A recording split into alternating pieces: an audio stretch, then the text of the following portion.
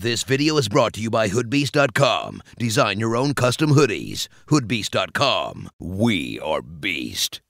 Yo, what is up guys? It's me, Zach Lee here, and I'm not even gonna front, there was zero news that came out yesterday. Not a single bit of news, and I'm not about to sit up here reporting on nothing at all. So instead of talking about the news today, I'm gonna be doing something a bit different, kind of what you guys can expect more of come the offseason, where I talk about situations that could go down during the summer. Trade rumors, signing rumors, stuff like that. And today we're starting off with none other than one of the most talked about players as of late, Paul George. Now, Paul George has had his name brought up in a bunch of rumors ever since the trade deadline, with the latest being his connections to LA and the possibility of him signing with them once his contract is up in the summer of 2018. And that's mainly because he hasn't necessarily expressed any loyalty to the Pacers. Actually, it's been just the opposite. You could say that he has been frustrated with the Pacers. You know what that means, right? I mean, look at some of the things he said during the season. That there was no trust and no chemistry amongst the team. That he missed the old Pacers in the way they competed for the conference titles. That there's a dark cloud over the Pacers, stuff like that. And then after the Pacers were swept by Cleveland this year, Larry Bird, who was the president of basketball operations, just decided to step down from that job out of nowhere, kind of signaling that the Pacers could be ready to start the rebuilding process, and Bird just didn't want any part of it. And let's be real here, if the Pacers feel like it's time for them to rebuild, they know Paul George isn't gonna want to stick around and be a part of it. His thing is, he either wants to go to a team where he can compete, or he'll just go home to the Lakers. And as it stands, the Pacers aren't about to compete for anything, nor are they the Lakers. You know what that means, right? So really their only smart option is to trade him. And that's what we're gonna be taking a look at today. Two teams in which I feel have the best chances of trading for Paul George this summer. Big fan of Damian. You know, Damian is a big time player in this league.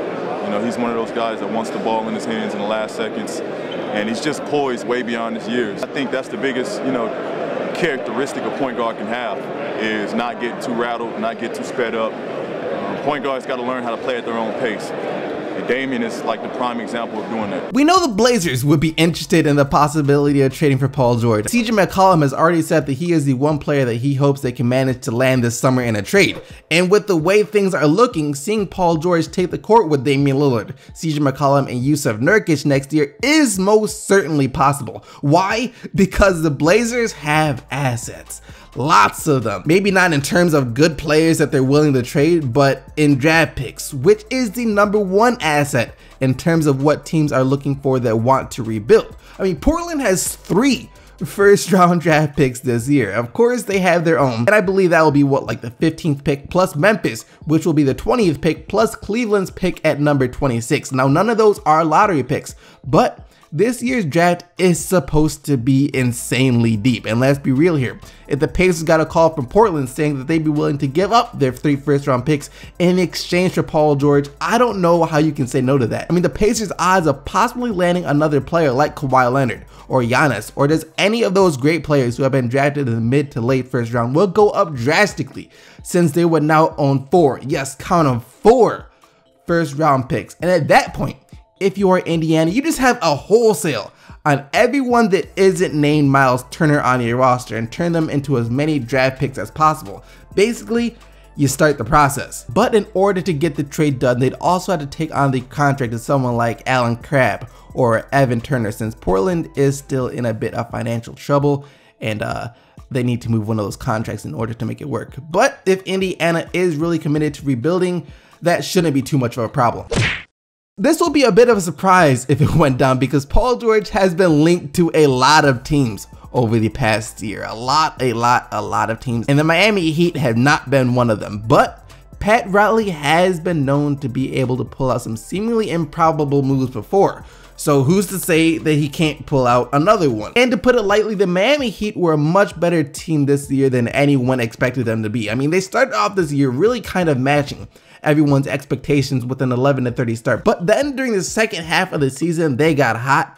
And after that 11-30 start, they finished the season with a 41-41 record. Yep, going 30-11 over their last 41 games of the season. One of the greatest turnarounds in NBA history. And barely missing out on the NBA playoffs due to some bad tiebreakers. And assuming they don't trade away players like Goran Dragic or Hassan Whiteside this offseason, the Heat could easily become one of the top teams in the East next year. And if they're looking to even take that further, who knows, maybe even present the Cavs with one of the biggest challenges they have faced in the East since the Pacers were good back in 2013, trading for Paul George would make a lot of sense. And if Paul George really is looking to be competitive again like he was back in 2013, then Miami would make a lot of sense to Paul George. Like I said, they finished off their year extremely strong. They played some of the best defense in the NBA during the second half of that season. And Paul George did say that he missed how the Pacers used to play defense back in 2013. On top of that, he'd have some of the best team chemistry in the NBA. And like I said earlier, Paul George was complaining that the Pacers had no chemistry last year.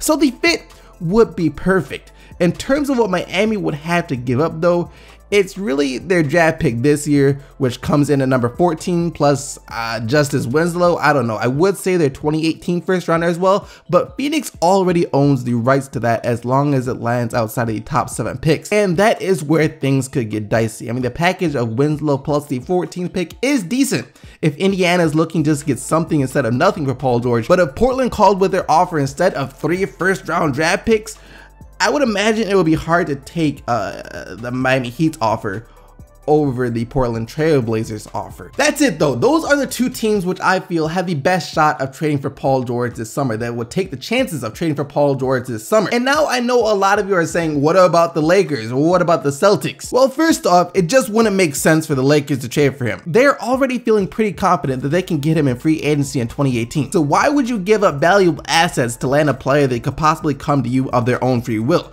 And as for Boston, the signs are that they are already going to be going after Gordon Hayward as a free agent this summer. So they're not really looking at trading for Paul George. As for any other teams, you know, just about any of them with a lottery pick this year could have a chance at landing Paul George in a trade, but none of them are going to pull the trigger because he will most likely just leave once free agency hits. I mean, a team looking to trade for Paul George would have to use next year to prove to him that he has a shot of winning if he stays with them. And while neither Miami or Portland will become immediate favorites to win it all next year, but once PG-13 hits free agency, unless he is really dying to wear that purple and gold, he will have a hard time finding a better team to lace up with than the Heat or the Blazers. So there is a possibility that he could stay with either team once he hits free agency. Real quick before we get into the question of the day, I know I said there wasn't any news yesterday, but there was still, of course, one game that we have to cover. Game 4 of the Western Conference Finals between the Spurs and the Warriors. And last night, with their 129-115 victory, the Golden State Warriors just became the first team in NBA history to start the playoffs off with a 12-0 record. Congratulations to the Warriors on your historic start. I mean, so many records have been set or broken this year, it's crazy. Stephen Curry was red hot this entire round against the Spurs, and it continued like that last night too, as he had 36 points. Kevin Durant was also just about as efficient as always with 29 points, and Draymond Green did his usual thing with 16 points, 8 rebounds, and 8 assists. For the Spurs though, Manu Ginobili got this start for San Antonio last night in a move to honor him for everything that he has done for the organization since he hasn't announced his retirement yet, but this very well could have been his last time lacing up for them last night. Whatever I decide to do, I'll be a happy camper. I have to choose between 2 wonderful and truly wonderful options. One is to keep playing in this league at this age, enjoying every day, and playing the sport I still love. The other one, stay at home, be a dad, travel more, enjoy my whole family, have a wonderful family, and spend time with them. Whatever it is, it's 2 unbelievable options. So there's no way I can be sad because whatever I decide is, is going to be great. Ginobili had 15 points and 7 assists in possibly his last 32 minutes of action. Now with that out the way though, we can move on to the question of the day. And today's question is this: what do you think will happen with Paul George? Do you think he will be traded? And if so, to where? Let me know your answers down in the comment section below. But now let's take a look at what you guys said in yesterday's video. And yesterday, after Anthony Bennett said he will have the last laugh compared to the rest of the players on the Cavaliers, I asked you guys if you thought that Anthony Bennett could still save his career. Yeah, not the most proud question of the day. And you guys said this: the only way Anthony Bennett will be signed by an NBA team is if he finds a way to consistently injure star players. No, don't ask dumb questions. All I'm saying is this: that in 2 or 3 years, when Bennett makes his return and has his breakout game, I don't want to see none of y'all deleting or editing your comments from yesterday's video.